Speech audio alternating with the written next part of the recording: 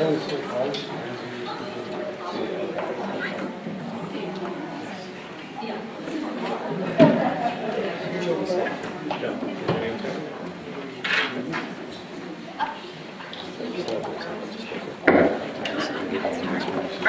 there people waiting in the back? Are we okay, Patty? All right. My name is Julie Joyce. I'm the Curator of Contemporary Art at the Santa Barbara Museum of Art. And I, along with my fantastic support group for contemporary art, the Museum Contemporaries, would like to welcome you today to this very special talk by Nicholas Baume. And Nicholas is the Director and Chief Curator of the Public Art Fund. And when I invited Nicholas here a couple years ago, I think it was, actually I had met Nicholas through some curatorial conferences in the past years, but when he was promoted to this position a few years ago, I thought, wow, wouldn't it be great to have him come and speak? And at the time, we were just about to go through a possible renovation of the Library Plaza, which is the park that is situated between the museum and the public library. And you may or may not have been following this over the years, but the project has since been postponed, primarily due to lack of state and city and all kinds of funding. But Nicholas was going to be on his way home to New Zealand. Australia, excuse me. I've been to neither, so I hope you'll forgive me. Yes. And so he's like, well, I could come now. And I'm like, sure, come on out. And it may not be the best time of year, but I see all these bright, shiny faces in here today, and I'm very pleased that you're here to share this with us. And it is our hope that even though the Library Plaza project has been stalled, that we are very much interested in reintroducing ideas and practices of public art into the community. And I've been speaking with a couple people who are actually in the audience, including Mickey Garcia and Ginny Brush, and others in the community, about the possibility of extending this conversation into the future and perhaps using this as a catalyst for a wider, deeper discussion of public art. And of course, with things like the Funk Zone and the ongoing great work of the Santa Barbara County Arts Commission, and of course the amazing things that CAF does and the university and all kinds of things, we think that this would be quite valuable. So this holds special precedence for us today. Let me give you a little bit about Nicholas's background. Nicholas hails, it's right here, hails from Sydney, Australia. And he came to the United States in 1998 to be contemporary curator at the Wadsworth Athenaeum in Hartford, Connecticut. Among his projects there were About Face, Andy Warhol portraits, and Sol LeWitt, incomplete open cubes. His Matrix series of exhibitions included First American Museum shows by Francis Elise, Sam Durant, Thomas Eggerer, Kristen Jankowski, Catherine Sullivan, and Fiona Tan. In 2003, Baume was appointed Chief Curator of the Institute of Contemporary Art at Boston. There he shaped the artistic program, establishing a permanent collection, and the Momentum Project series. Baume's supervision, the 27 Artists International exhibition, inaugurated the ICA's award-winning building by Diller, Scofidio, and Renfro in 2006. Baume also curated ICA exhibitions of the work of Kai Althoff, Kader Attia, Carol Beauvais, Gerard Byrne, Tara Donovan, Thomas Hirschhorn, Lucy McKenzie, and of course Anish Kapoor. And we of course loaned a piece to that show, which is one of our stellar pieces in the permanent collection. The most recent chapter in Nicholas Baume's career as Chief Curator and Director of the New York Public Art Fund began in September 2009. the Public Art Fund leads New York City's preeminent presenter of art in the public realm. In this capacity, Baume has overseen recent projects including solo installations by Ryan Gander, Paola Pivi, Rob Pruitt, and Eva Rothschild. The group exhibition Statuesque and Common Ground, the major career survey, and Common Ground, as well as the major career survey, Sol LeWitt Structures, 1965 to 2006. And of course, his most recent project, Tatzu Nishi, Discovering Columbus, was the artist's first ever public work in the US, and of course I'm sure you've read about it in the New York Times and in other places.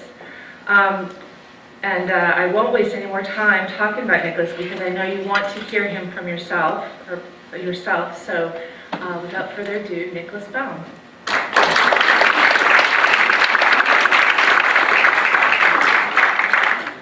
Well, what a lovely introduction, Julie. Thank you. It's a pleasure to be here in Santa Barbara, and for the first time at the Santa Barbara Museum of Art. Incredible collection, great treasures, obviously great team here, and a pleasure, of course, to talk about contemporary art and particularly public art in that sphere. I was last in Santa Barbara about 20 years ago, before I lived in the US, but have always enjoyed visiting, and actually my aunt lives in Los Angeles, and we had a day trip up here to visit friends of my aunt's, and it was a very memorable day. We went to the home of Bob and Mary Looker, quite sure well known to many of you, and saw their incredible collection up on Toro Canyon Road, and met Bob, who died recently, but was such an extraordinary figure and had extraordinary creativity. And I realized that while we're in this wonderfully historic, beautiful setting, that there was no incongruity between exceptional, innovative creativity and wonderful historic beauty. And I think perhaps here in Santa Barbara, you have that context to work with. A wonderful sort of natural setting with great cultural institutions, and the opportunity to continue to revitalize and energize the culture here through contemporary art. And I guess that's what our role is in perhaps a very different context, but with some of the same ideas in New York City. Public Art Fund has been around since 1977, and so for 35 years has worked in the public spaces of New York City. And so I'm sure many of you have seen Public Art Fund projects over the years. You might not even have known that they were, because one of the challenges for public art is you don't walk through a door that says Public Art Fund to see the piece. So one of our challenges recently has been thinking about how to actually connect the experience with our work and our organization. Actually, our brand new logo is a part of that effort, and we just launched a new website which presents our archive, 35 years of projects for the very first time. So that's been exciting too. I mean, this gives you a sense of our mission. I think one of the key things to be aware of is that all of our projects are temporary. So we're not about creating monuments or permanent installations, which I think gets into a lot of complexity, because anything that's going to be permanent, especially in a place like New York City, where real estate is sort of the most valuable thing going, and every piece of turf is fought over very vigorously. to sort of suggest you're going to put something somewhere permanently is a really big deal in New York. So we don't get into that. We say we're going to create something, you're going to love it, we hope, or you're going to hate it, but if you do, don't worry, because it's not going to be there, you know, next season. And that helps us, I think, you know, do a few things. And that may be something that in a context like Santa Barbara is a helpful way to think about things too. And you know, the reality is when you're working in contemporary art, not everything is a masterpiece. And you're commissioning artists to make new works. So that's inherently a risky activity. Some are going to turn out as extraordinary things that you're thrilled with, and some are not going to be, you know, as great as you hoped and dreamed. And so, you know, I think it's natural that we have a more experimental and open process to that, you know, to that experience. I mean, just to give you a very quick recap, some of the projects that Public Art Fund's done over the years. Rockefeller Center is another one of our regular sites in New York City. Of course, an amazing, you know, dress circle location, and Jeff Koons' Flowering Poppy. Ephemeral projects as well, performative projects. This is Francis Alice's Modern Procession. Remember when MoMA was renovating and they were moving to the temporary location in Queens, so Francis staged a procession where he actually carried some work ceremonially over the bridge to Queens. Anish Kapoor's Sky Mirror, Oliver Eliasson's Waterfalls, a sort of epic project that Public Art Fund undertook. Franz West's Ego and the Id in Doris Friedman Plaza at the entrance to Central Park, one of our regular sites. So I guess let me talk about a couple of recent projects, looking at the different locations, so you get a sense of the different kinds of projects we're doing, and I'll end up talking about the Discovering Columbus project that Julie mentioned, which really sort of moved out of the realm of the art world and became a citywide and even national sort of phenomenon. So that's been really interesting to observe. Michael Salesdorfer is a young Berlin-based artist who we gave the opportunity. I think coming into Public Art Fund, one of the things I realized was important in a city like New York, where you have literally hundreds and hundreds of contemporary art galleries having exhibitions. You have many great museums inviting artists, presenting their work. So what can we do that really makes a unique contribution? There's no point showing something that you could just go to a 57th Street gallery or a Chelsea gallery and see. You know, what's the point in that other than enhancing a marketing opportunity for the gallery that represents that artist? So one of the things I think is important is to commission artists to make new works, to do things that they wouldn't otherwise get a chance to do.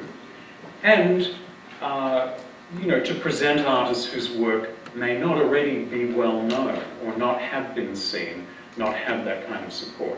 So Michael's a young artist based in Berlin, doesn't even have a gallery in New York City, but I invited him to come up with a project for Doris Friedman Plaza. So this was his creation. He called it Tornado. Was actually made of truck tire inner tubes, inflated and then sort of woven together in these sort of pretzel forms, all suspended from a steel armature that kind of had a wave to it, a little bit like a tornado form. Paola Pivi, another project that we did this year, also in Doris Friedman Plaza. There you see an interesting perspective on the location. One of the most densely trafficked spots in New York City, Fifth Avenue is right there, and the Apple store is across the street. the Plaza Hotel nearby and the entrance to Central Park if you're coming from that east side. So Paola's project, you see the aeroplane suspended in the air. So she created this piece called How I Roll, which involved taking a small light aircraft and turning it into a kinetic sculpture, where it was actually suspended by the tips of its wings and then powered to rotate very slowly, 1 RPM was the speed, and it simply did this extraordinary balletic movement in the middle of the plaza. So it was this extraordinary, mesmerizing thing, as if a child's toy had come to life and sort of become this life-size thing, because it was an actual airplane that we had decommissioned and taken out the motor and all of that stuff. But you of course, here's a project again. I mean, like Michael's, you could never do this inside a museum. It's not the sort of project that you could fit into a gallery. So one of the things that, for me as a museum curator, in terms of my background, has been really interesting, is to see how much artists are stimulated by this opportunity, by the opportunity to create a public piece. Now, the museum field has grown incredibly over the last 20 years. Every city in the US and internationally, more and more, has a museum of contemporary art that's perhaps been commissioned from a fantastic architect with, incredible spaces. You have all kinds of alternative spaces. You have the main encyclopedic museums adding new wings for contemporary art. You have support groups, you have collectors, you have the art fairs. I mean, you have this absolute sort of explosion of the contemporary art field. But in a way, I think artists at the same time can find the museum context to be, I mean, you're sort of preaching to the converted there. And there's a kind of mode of good behavior in a museum. What I'm talking about is when, for instance, Ryan Gander, an artist whose work is very conceptually based, did a project with us. I haven't got a slide of it right here. He put up this work, and we opened it, and he couldn't tear himself away. And I was like, Ryan, the opening's finished, we can go now. He just went back there day after day. The reason is that people responded. People were like, what is this rubbish? Or, I love this is amazing. And like, what is this? So, what's it about? In a museum, people are sort of, there's a kind of appropriate mode of behavior, and it's restrained and reserved and contemplative, and that's all great. But artists want people to engage with their work, and they want to know what effect it's having. And so, it was really, I kind of learned something that, wow, like here's an artist who's had countless exhibitions, but he's actually getting a response to it for the first time in that kind of unfiltered, genuine, direct way. And that, is, I think, for me also an incredibly stimulating part of this sort of public art experience. Monika Sosnowski, wonderful young Polish artist, is our current project in that space. She, this is a model of the piece. You can see this sort of metal spiral staircase, which she has then, on the right-hand side, melted, in a sense. She has bent each of the treads down. She's twisted the balustrade, and so it became this kind of transformation from an everyday object into this sort of strange, wilted, melted spiral staircase. Now this piece went up a week before Hurricane Sandy. And of course, that's the other thing. With public art, you never know what connotations a piece is going to take on in relation to its context. In a museum, the context is all about neutrality. Give me a nice white box so we can focus on the art. In a city context, you have an abundance of reference points, architectural, urban, landscape, traffic, pedestrian, and social. So this piece sort of suddenly became a kind of expression of the city's kind of wilted feeling immediately after that devastating impact. So, you know, all of these things, I think, add layers of richness to that kind of experience. City Hall Park is a fantastic location, very historic location in Lower Manhattan. I mean, surrounding City Hall, Broadway, where Broadway sort of meets Park Row.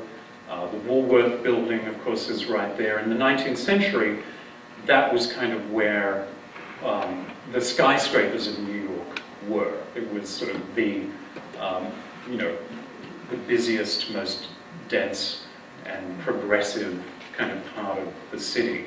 So there's an overhead view. You can see those ramps actually, right here. That's the traffic to Brooklyn Bridge. Brooklyn Bridge is right here. Ground Zero is just over here. And there's City Hall. That's the Tweed Courthouse. And so this park sort of surrounds the whole area, and then especially this sort of southern portion is, you know, fully given over to our annual installations there. So the first exhibition I did there is a group exhibition called Statuesque. And one of the things I've always enjoyed as a curator is doing exhibitions that have some sort of synergy with the context that they're in. Now, of course, museums have context, the city that they're in, the collection of that museum, the history. Here, I was thinking more about, you know, what are the things that are indigenous to a historic public park? Of course, statues. And at the same time, I was noticing that a whole bunch of younger artists, internationally, were coming back to looking at the figure, looking at this tradition of figurative sculpture, which had been, you know, very largely abandoned through the modernist period. I mean, the figurative sculpture on a pedestal was sort of the anti, you know, the emblematic thing that modernism was trying to get away from. So, you know, it's been interesting to see a number of artists kind of try to re-engage with that spirit. It also struck me as being interesting. I think public art is often thought of as, you know, a single piece, not a thematic exhibition that actually, you know, looks at a movement or an idea that's being influential in contemporary art. So here's Aaron Curry's work, for example. And Aaron creates these works with, you know, phenomenal, intense color that in a public setting, you know, just has a vibrancy and a vitality to it. Rebecca Warren, a terrific British artist whose sculpture you see on the kind of bronze base, this bulbous kind of cartoon-like figure striding into the park. And we actually, you know, extended the boundaries and put the work out on the sidewalk so that it really engaged people and almost invited them into the park. Here's Pavel Althammer, the wonderful, very important contemporary Polish artist who collaborated with a group of disabled people, actually, that he's worked with to produce works. And so this was their fantasy of a public sculpture in New York City, inspired by actually the Anita Ekberg figure from La Dolce Vita. So you see this sort of female, rather gigantic female figure reclining, sort of back-arched, hair sort of thrown back. It's almost sort of abandoned, kind of sensuous figure, but very, you know, cubistically composed almost, because each different element, you know, the foot, the calf, you know, each body part was put together by one of the different people in the group. But you know, the way, and here you just see someone spontaneously interacting. Again, that sort of wonderful immediacy of the experience that people have. Tom Halsiger, terrific contemporary British artist based now in LA, with you know, a sculpture that, again, you can see goes back to some of the ideas of earlier modernism, the sort of simplification of form, but putting his own, you know, very characteristic sort of aesthetic into this work. Huma Baba, Pakistani-born, now based in upstate New York, with her sort of enthroned figure, almost I mean, a sort of somewhere a sci-fi, you know, Mad Max almost kind of figure meets, you know, Egyptian pharaoh. And I love the way these artists sort of mixing the references all through, you know, mining art history and putting it together. One of the things that they all shared, I think, too, was a sense of wanting work that had a physicality to it, that had a sense of the artist's touch. Even if they were bronzes, which of course are cast, foundry, and all of that, but that they really were pieces handmade, not slick, not produced in some high-tech way, but things made in a studio by hand with a sense of the materiality. So that was the Statuesque exhibition. I'm showing you all of them, but just to give a flavor. And then last year we did this exhibition, which was very different, I think, to anything that we'd been interested in doing before, because it wasn't about commissioning an artist to make a new piece, but rather thinking about an incredibly important artist whose work was made for public space, for outdoor space, all through his career. And so we'd of course seen exhibitions of Sol LeWitt's work. He's an incredibly well-known, iconic American artist, one of the founders of conceptual art, minimal art, extraordinary, versatile artist. But to actually look at a retrospective of his structures, where through the whole body of his work since 1965, you could see his thinking through that form and present it in a way that no museum could ever present it, and in a location that also was so much more interesting. I mean, if you think of LeWitt, of course he's the archetypal white cube artist, but a white cube inside a white cube is a little bit redundant. It's actually a lot more interesting to see the work in contrast to its surroundings. And of course, in a city that was pivotal in shaping the artist's own thinking.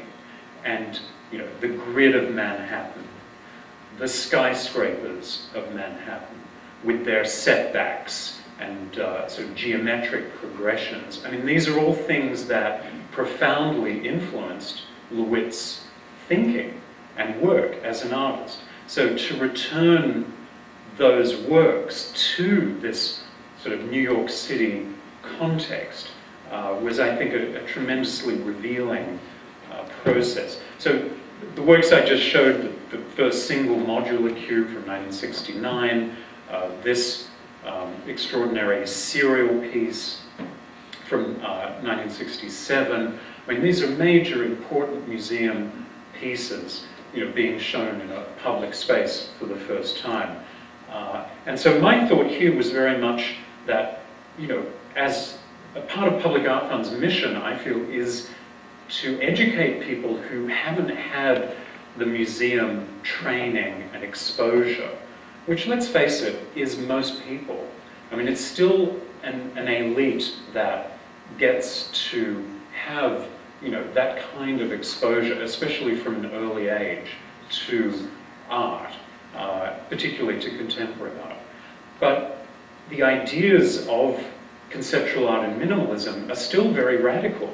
Seriality, the idea of, one system establishing how a work of art will be created, as opposed to a conventional notion of the artistic imagination and an incremental process of, one brushstroke after the next. So how to sort of share these ideas with a general public where that notion might still be quite radical, even though this is work from the 1960s, was one of the things I really wanted to do in this exhibition.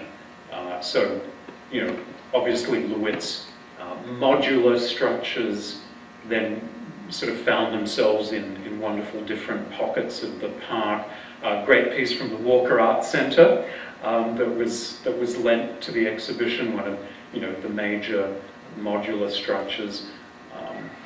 And again, you see this opportunity to do something on a scale that you couldn't do inside a museum, but brought together work that had never been seen together. LeWitt's very important Incomplete Open Cube series from 1974, where he created variations on every single form of an incomplete open cube, a 12-sided cube, going back to that first one I showed you from 1969. So what I did here was got one example of every increment from the 3-part, 4-part, 5-part, all the way through to the 11-part, and presented that all through this field in the park. Now, this had never been shown together before. LeWitt had made these works, and he gave them to different dealers all over the world, and as they sold one, they'd produce one. So here's a work from 1974 being shown in its serial form, actually for the first time. Wonderful concrete block piece that he made for the Münster Sculpture Project. That's actually from the Fisher Collection in San Francisco, so here on the West Coast. One of his irregular forms that he started doing in the 1980s, moving away from the rectilinear. And this piece actually, in the background, you can't see in this photo, is Frank Gehry's new high-rise building in Lower Manhattan with its irregular facade. So you see that interesting exchange and that dialogue. Another wonderful concrete block piece with the Woolworth building sort of peeking out over the top of the trees in the background, which echoed that form. So I think you get to see a little bit the dialogue that I'm talking about that can be so rich, I think, in the public context. And then all the way through to his very splotched body of work, the vibrantly colored, organic, sort of, very vibrant splotch series.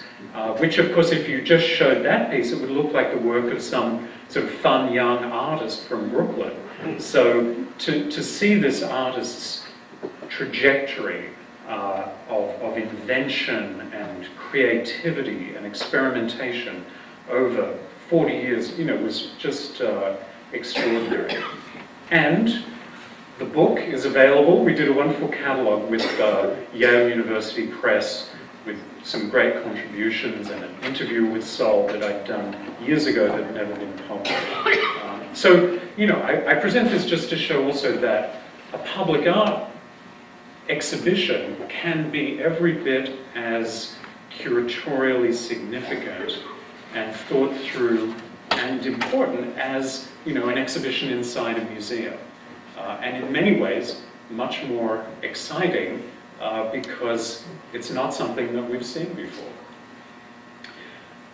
Common Ground is the show that we did this year, which actually just came down, and there's Paul McCarthy's Daddy's Tomato Ketchup, and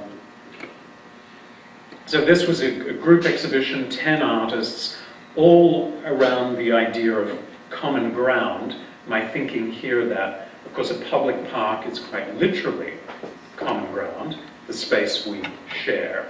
But I also felt like one of the questions for artists, if they are interested in doing public work, is how do they translate their own personal vision, which of course is what we value in art nowadays. We don't commission art, you know, to represent, you know, this event, that person. I mean, it's the artist's vision that we want. But how are artists addressing the public sphere? How are they addressing our social context? So that was, in a subtle way, you know, what I wanted to work with here. And of course, Daddy's Tomato Ketchup, I mean, it's a very pop piece, but it's McCarthy's riff on the whole patriarchal public monument idea, the inflated public monument. Here it is, Daddy's sauce that will, you know, sprinkle all over you. And it's City Hall Park. So, you know, I think you could read into it on different levels. Ian Hamilton Finlay, wonderful Scottish artist, very little known in the US, but did extraordinary work. And this has an inscription on each of these stones, which says the present order is the disorder of the future, in Latin.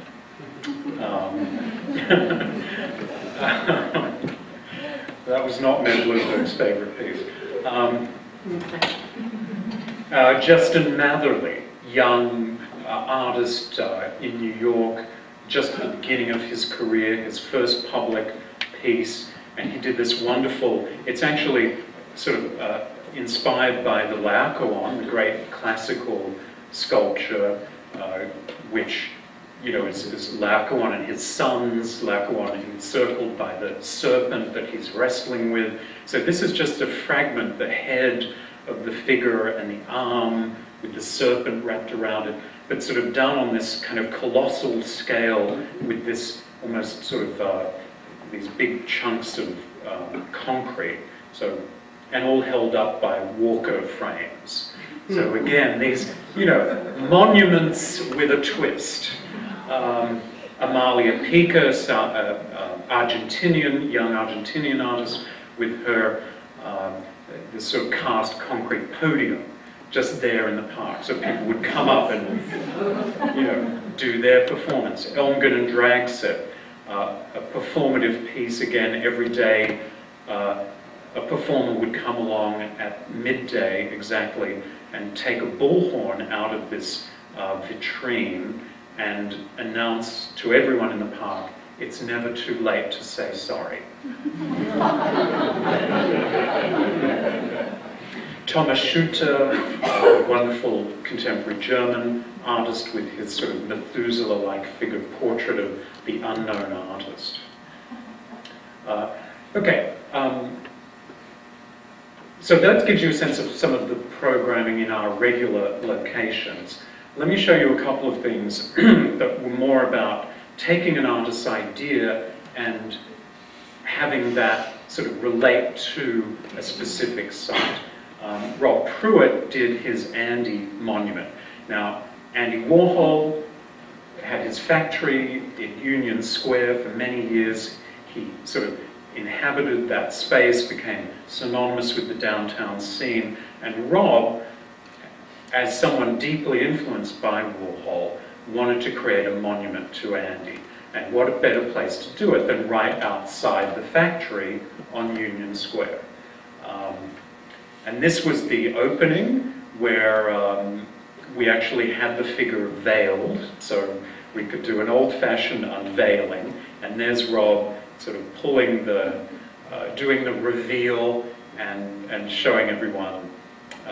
And there you see the factory building right behind for the last factory, which is now Petco store.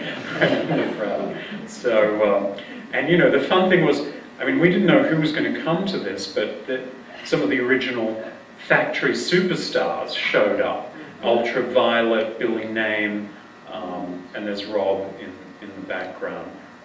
Taylor Mead in the foreground there.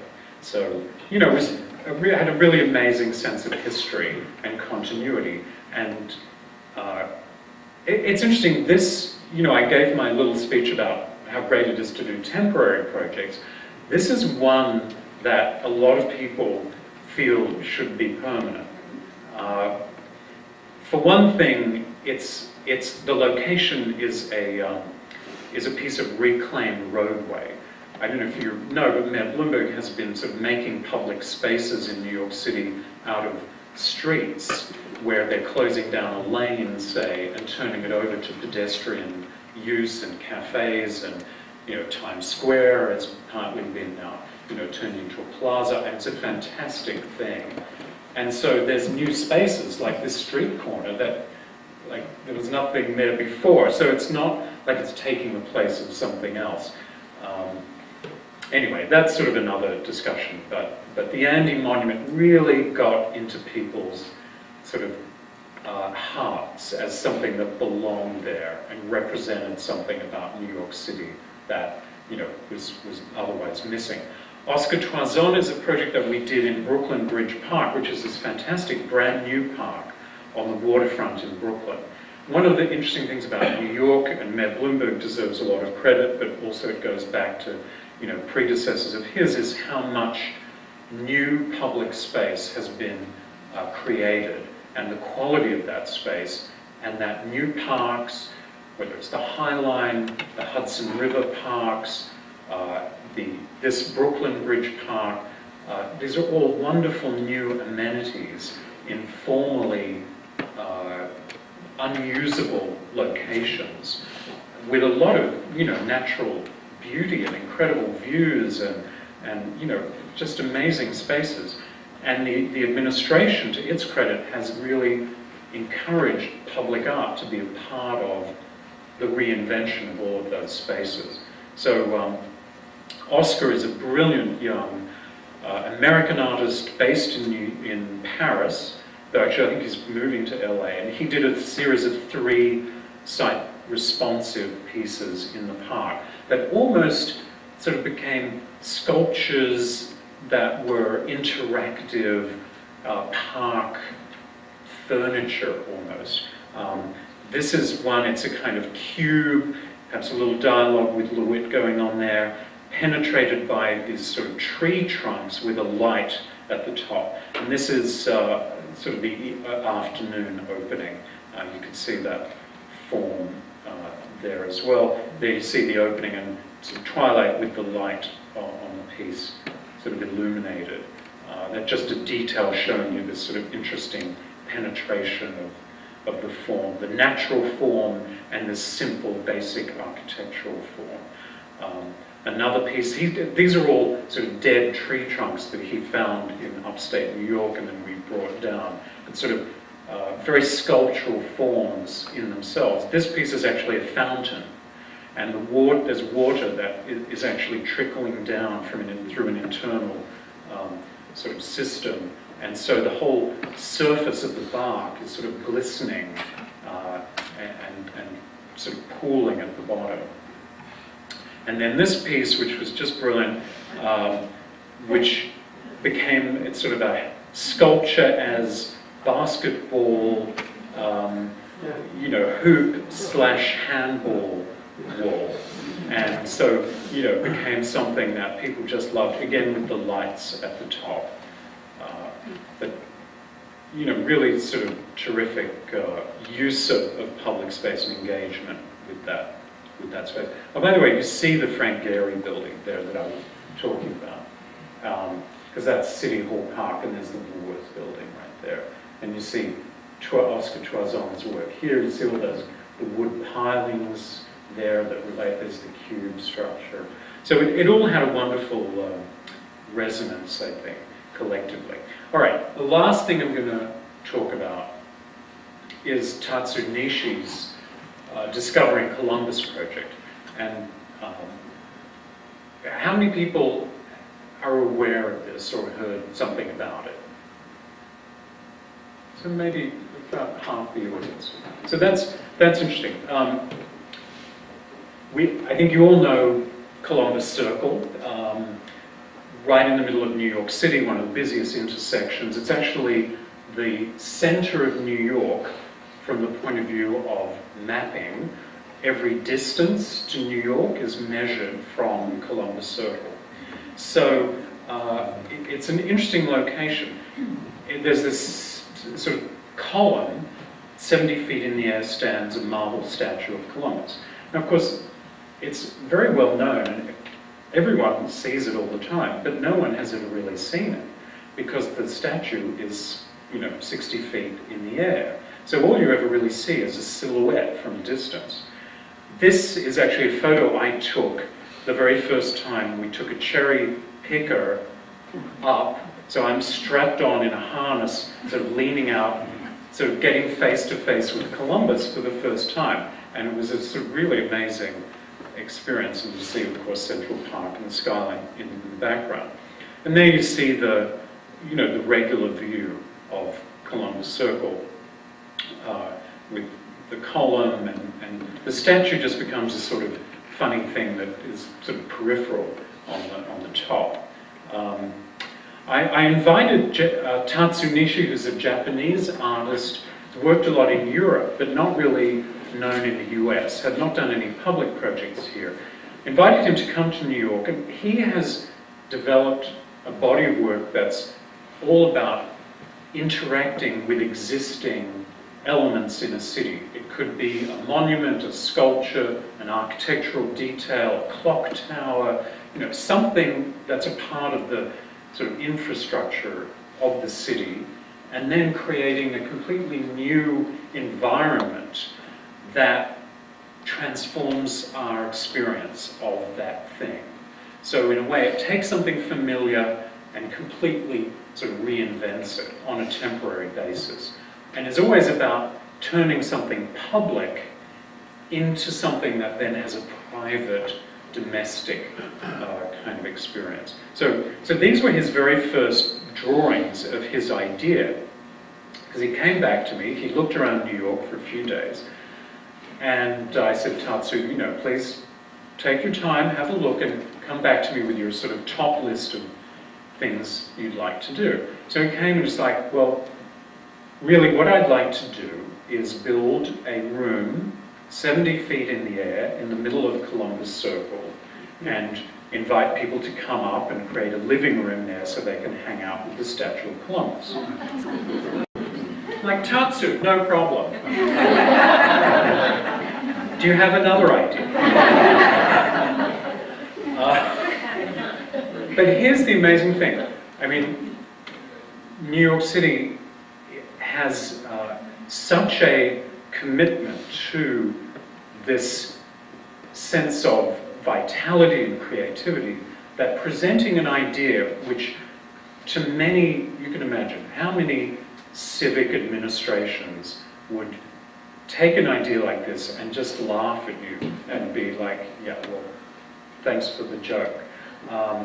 But, I think it's tremendous credit. It's what makes it so exciting to work in this context, that the administration didn't just say, okay, well, you crazy contemporary art people, do your thing. I mean, they loved it, and they really got behind it and helped us to make it happen. So of course, it took a huge amount of work, and it was incredibly complicated, because just to do something like this in the middle of Columbus Circle, one of the busiest, densest locations in New York City, with the subways underneath, with the traffic going around, with Central Park, Time Warner, all the shopping, all that. I mean, you know, it just was unbelievable. But there you see what took place, which was the creation of a scaffolding structure on top of which was a room which became Columbus's living room. You had stairs sort of up on the outside. This is actually the exit side. Around the other side was the entrance, and then there was also a hoist on the back. So disabled access, you know, people couldn't take the stairs, they could also take the elevator.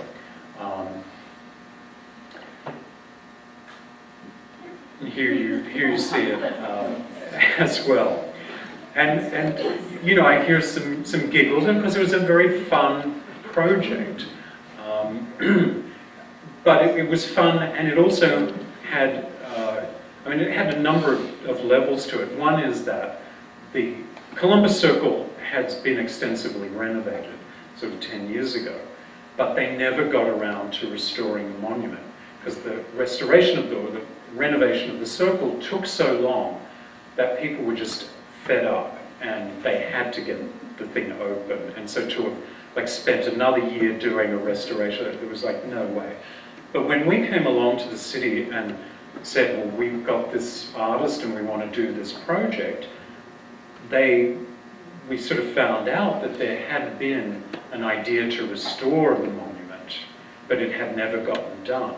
So this actually became a perfect way to do an art project and complete the restoration and the renovation of Columbus Circle. So this, you know, the column itself, sorry, just flip back for a second. The column itself has all kinds of bronze details and gargoyles and elements on it, which we restored as we sort of built the scaffolding up. So the first stage was doing that. So then when people actually came to see and walk up the stairs to visit the living room, they were seeing all of those details on the column freshly restored, up close, the way they never had before. Here you see a lovely photo by night. You see the fountains going around. You actually can see Columbus there through the window. He doesn't. Be permanent.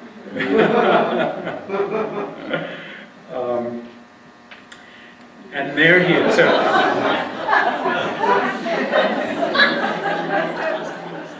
So this is as you went in the front door, you walked along a corridor, you turned the corner into the living room, and this is what we saw. The back of the statue standing on a coffee table, or appearing to stand on a coffee table. Of course, more than one person said to me, wow, like, how did you get that in here?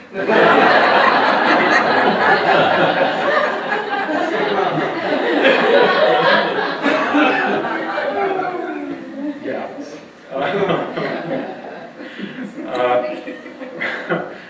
But, you know, it really was this sort of wonderful, almost surreal experience of a public outdoor monument becoming an intimate, domestically scaled sculptural experience.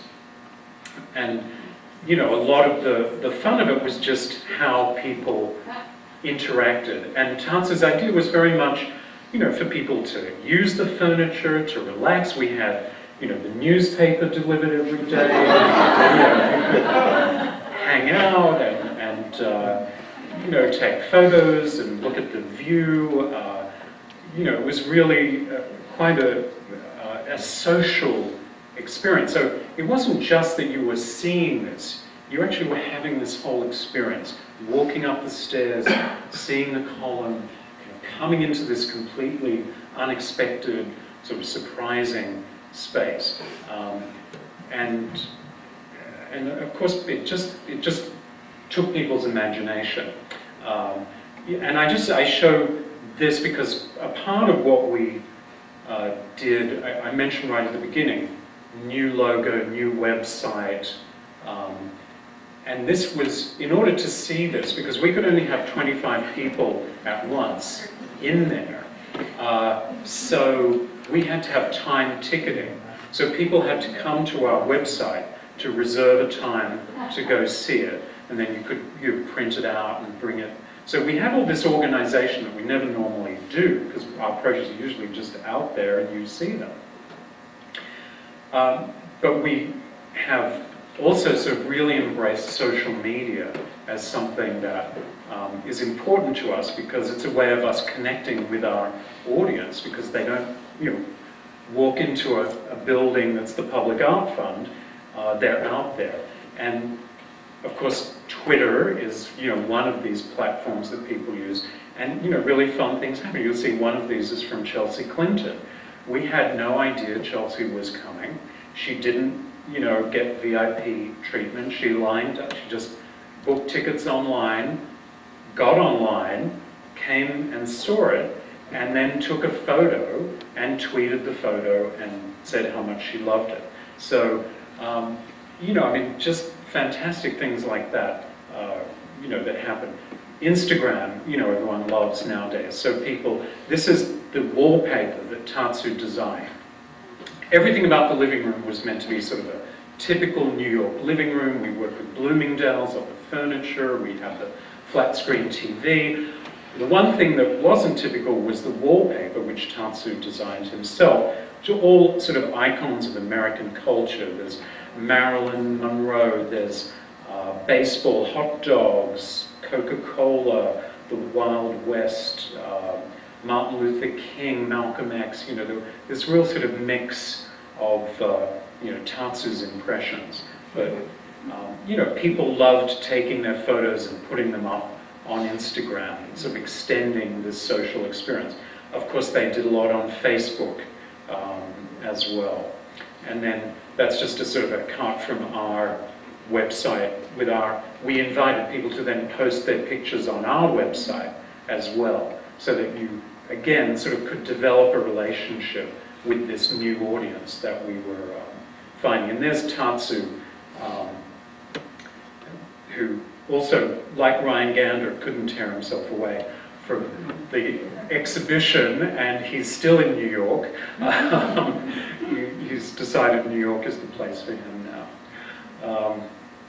And just quickly, I'll show you, some of the impact that this had on us. If you compare our 2011 sort of website use with 2012 through the period of sort of August to December. In 2011, like 32,000 visits. In 2012, 328,000. I mean, it's just, an order of magnitude that is, really extraordinary. And you can see then sort of some of the breakdown of how those numbers fall out. Also, these different public social media platforms, the jump up in use on these different platforms. I mean, Tumblr, from 274 to nearly 50,000. So, people really love that kind of opportunity, at least some people. I mean, the younger audience, obviously, it's sort of something that they're much more into, but that's, of course, too. I mean, I should say that this project was not just embraced by young people. I was amazed by the number of seniors that came to see this. I thought, cool, like contemporary art project, it's going to be all the young sort of downtown set. But I realized, if you had lived in New York, say you lived on the Upper West Side your whole life, and you'd been through that Columbus Circle countless times, and here you were for the first time getting the experience of actually seeing this 14-foot tall marble statue in a way you'd never seen it before. Of course you were going to go see it. And it was free. So, what could be better? Just to close, the media coverage was also extraordinary on this.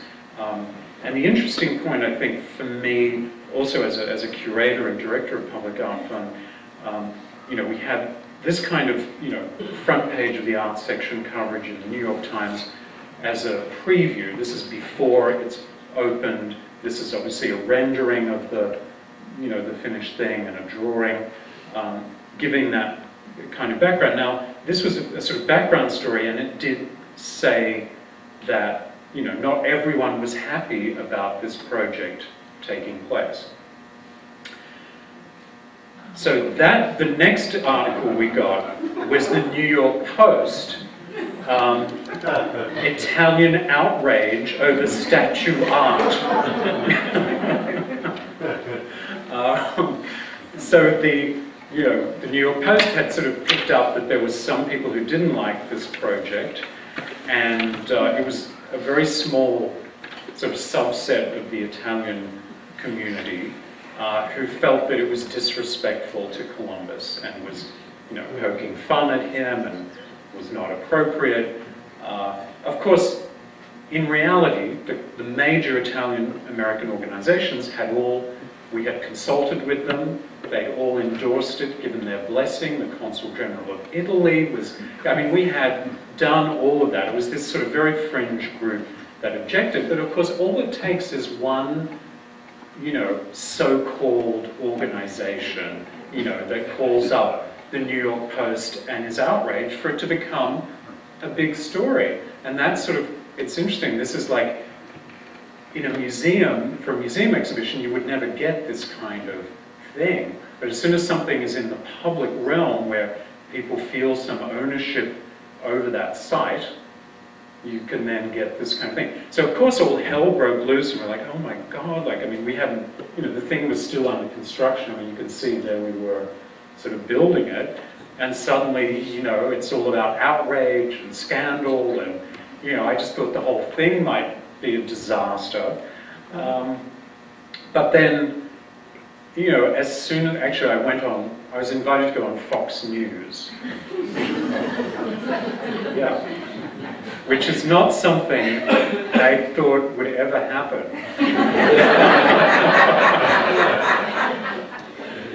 But they got the guy who was the principal objector to this, and me on the breakfast show on Fox News, to have a sit down and sort of have a debate over contemporary art, which was really quite interesting. And this Italian-American gentleman said that it was an outrage that Columbus should be wrapped in a cocoon of conceptual art. I thought that was a brilliant way of, good things come out of cocoons, right? But then, of course, then we got through that couple of weeks of angst and, whatever, and every news channel, whatever, wanted to cover it as a sort of, debate. But the reality was, it just got everyone to know about it. And of course, most of the person in the street interviews were like, oh, it's not insulting, it's, interesting, and they're going to restore the monument, so it's a good thing.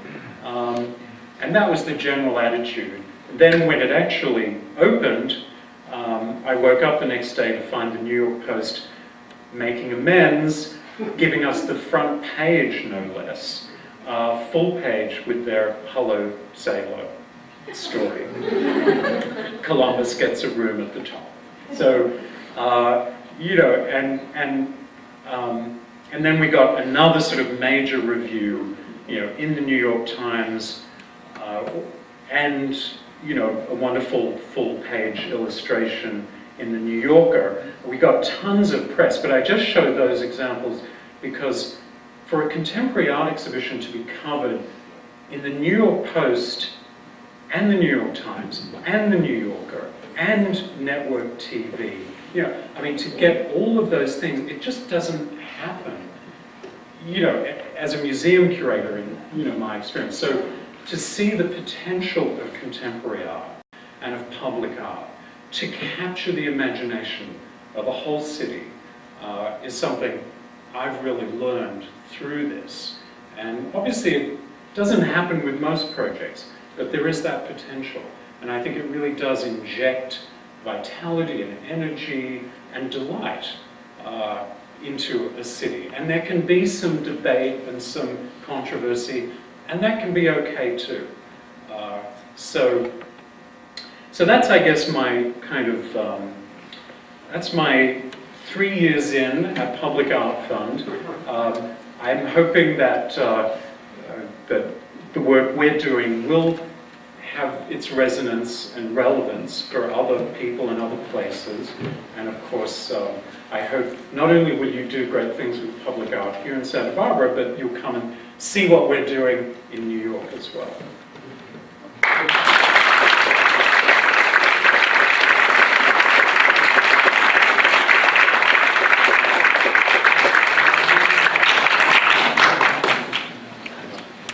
Yes. How much money do you have and where does it come from? Not enough. We're a private organization, and thank you for asking the question, because sometimes people think, you know, public is in the name, so it must be, you know, government funded or a branch of, you know, the public administration, but it's not.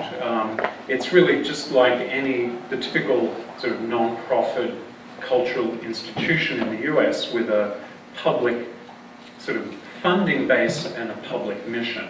So we have a board of directors, you know, fantastic group of people who are passionate art collectors and advocates for contemporary art, and really believe that it should be shared with as broad a public as possible, and believe in our sort of social mission as well as our artistic mission.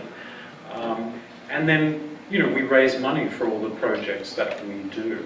So, you know, the usual range of individual donors, foundations, corporate support. We do our, you know, big annual benefit. I mean, all the typical ways that nonprofits raise money. How much do the artists get paid? You know, it depends on the project. Many of the works that we commission are things which the artist then will own at the end. So in those cases, well, depending on what stage the artist's career is at, we may not pay any fee to them at all, because essentially we're funding them to make a new work which they're going to sell. If it's a young artist, sort of at the beginning of their career, we may, you know, pay them an honorarium because it's less likely, you know, that they're going to have that kind of gallery and market support. Or if it's an ephemeral piece where there is nothing at the end that they're going to sell, in that case we may also pay them a fee. Excuse me. Yeah. I really enjoyed your presentation, and I appreciate all the amount of work that you do to get this created. But as a follow-up, what happens with the art once it's not being exhibited, and do you have any information or any precise data where they sell it, they keep it, they destroy it, or what happens with it? Some of the pieces are fantastic. Yeah, well, I guess there's a number of different answers, but mostly the artist owns the work. I mean, many of the exhibitions, I mean, say the Sol LeWitt exhibition was borrowed from collections and then just went back to those collections or to the estate. With new pieces that we commission, they would go back to the artist, and, you know, the artist would normally have their gallery sell it. And in some cases, our exhibits have then gone to other places. The Statuesque exhibition I showed you, we went to the National Sculpture Center in Dallas. Ryan Gander's piece went to another exhibition in Europe. You know, and I'm actually keen, and part of the reason I'm also happy to be here is because it would be great to see some of those, you know, large-scale pieces travel to other cities and other venues in the US and elsewhere. So I think, you know, I'm hoping that we'll be able to develop a good network of museums and cities that are interested in, you know, sharing these kinds of things. Oh, up the back there. I thought I was going to see Botero and Big St. Paul and Christos. Now, are those not in your department or what? Well, actually, they're not in my department. Of course, being the Public Art Fund, people think that any art in public must be, you know, done by Public Art Fund, which sometimes is nice because they can take credit for things that we have nothing to do with. More often, I'm sort of disavowing any connection with said public art. But I mean, with Christo's project, you know, he doesn't work with any supporting organizations, or all of his projects are sort of done independently. He's very rigorous about that. Although, of course, the gates would never have been done without Mayor Bloomberg getting behind it and saying, you know, let's do it. But, you know, there are a number of sites in New York that do public art programming. I mean, there's the Park Avenue Mall Association, but they do their own thing. Madison Square Park, they do their own thing. The High Line has an art program, they do their own thing.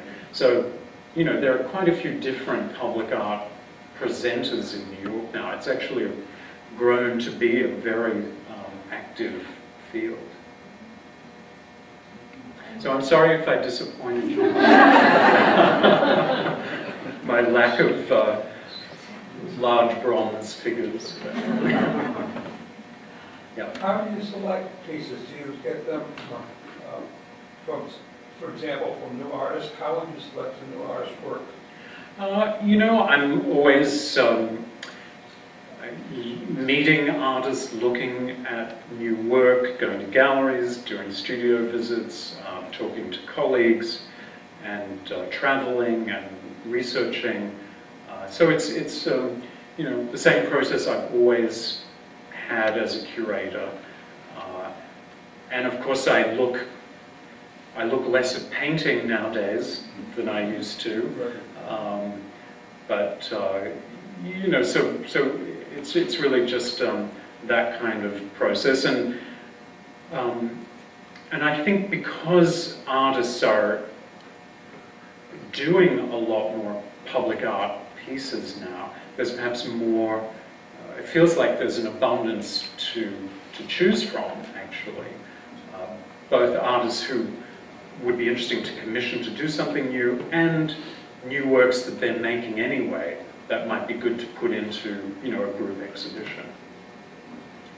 Yes? Oh, yeah, it's interesting you said that all what you do is temporary. This Santa Barbara, people are so fussy about anything they have to look at. So it seems like almost all of our public art is temporary in Santa Barbara. I'm just wondering what you think about the idea of temporary versus permanent public art. I mean, I think there's a lot to be said for the temporary projects. I mean, especially if you want to have a program that has some vitality to it, where people sort of come to look forward to, you know, the way they would the changing exhibitions at a museum. I mean, as soon as something is permanent, honestly, after a while, people just stop looking at it. So, you know, there has to be a way to keep that engagement. And I think, you know, as I said at the beginning, contemporary art, you know, some things are going to be great, other things are not going to be so great. And you've got to be prepared to take some risks if you want to have something, you know, that's really inventing culture, creating culture, which of course is what makes it most exciting. Yes. Can you give us a little hint as to what's coming next, or is that the right question? Well, we haven't announced our sort of spring program yet, but we have some really amazing things in store. So I guess I don't mean to be coy, but I'll get in trouble if I because now with all the social media, I know you'll be tweeting as soon as I say something, then there'll be all hell to pay. Yes. Is that Discovering Columbus exhibit that was seemed very successful and that changed the way the public viewed the public art plan? Is that going to change the type of programming that you do in the future? Because that seemed to be a very different kind of project than the ones you've shown before. It seemed much more participatory about creating an experience rather than just this kind of viewing an object in the park rather than in a museum kind of experience. I'm wondering if that's going to be the type of work you'll do in the future. Yeah, I mean, I love projects like that that do, you know, have a real site specificity to them.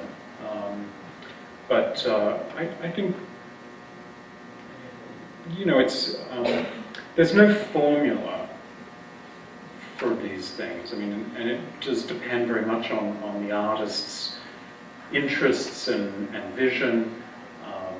I mean, I think a number of the pieces have had that sort of experiential quality. The, you know, Paola Pivi's rotating plane, for example. I mean, you didn't get to ride on it, but, you know, it was this sort of very mesmerizing kind of experience.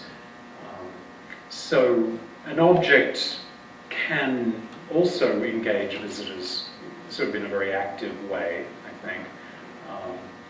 But you know, I hope one of the changes is just that it'll, you know, because it's raised the profile of the organization, that, you know, getting corporate supporters to, you know, get involved, or, you know, and obviously the more resources we have, I mean, that project, you know, was several $1 million to create. So, you know, in order to do things that have that impact takes money, and so, you know, it's that chicken-egg sort of thing, but hopefully we'll be able to do more, you know, continue that sort of tradition. Yes. How long do you leave the pieces there? It depends where it is. The Tatzu Nishi piece was initially scheduled to be up for 6 weeks. And then we extended it for an additional 2 weeks. And we had 100,000 visitors. So it was quite an operation. All right, well, maybe one last question, and then I'll let you go enjoy the afternoon. Yeah. Do you think that public art is necessarily a spectacle, or do you think that there's a place for smaller, more intimate stuff? Yeah, of course. There's I mean, there's room for all kinds of work, and I think my emphasis and what I presented today has, you know, been very much work that, you know, that sort of seeks to have a strong impact. Although, you know, some of it fairly hardcore. I mean, Sol LeWitt's, you know, minimal art it's not exactly a, you know, funhouse spectacle. So I mean, I think you it's sort of a matter of figuring out what's appropriate to the location and the artist. But you know, I think it is hard to do a program that was very self-effacing in a city like New York, because it just wouldn't get noticed, and it would just be lost in the, you know, in the sort of noise of the city. So, I mean, I love those intimate experiences that you have sometimes with art that are not about spectacle and that kind of big impact. But I think, you know, most artists really want their work to be, you know, to be seen and engaged with if they're doing a public piece in New York City. So I think it's sort of that dialogue that, you know, generates the work. All right. Well, thanks so much.